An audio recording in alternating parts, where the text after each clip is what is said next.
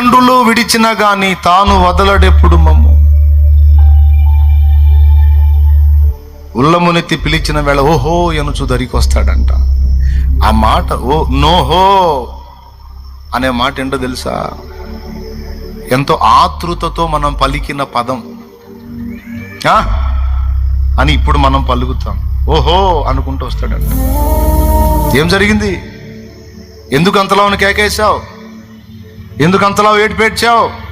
ఏమైంది బిడ్డ? ఏమైంది? ఎందుకంత కలవరపోయావు? నానా అంటే చాలు, ఏం నా బిడ్డ అనుకుంటూ వస్తాడంట. వెంటనే స్పందిస్తాడంట. అదని అర్థం. అయ్యో నా బిడ్డకి ఏదో జరిగిపోయిందని పరిగెత్తిన తండ్రి వల్లనే ఆదమర్చి ఉయ్యాల్లో నిద్రపోతున్న బిడ్డ కేరమని కేక వేస్తే ఉలికిపడి అమ్మ లేచి పరిగెత్తుకుంటూ పోయి బిడ్డ మీద చేసేసింది. ఏమన్నా ఆలస్యం చేసిద్దా?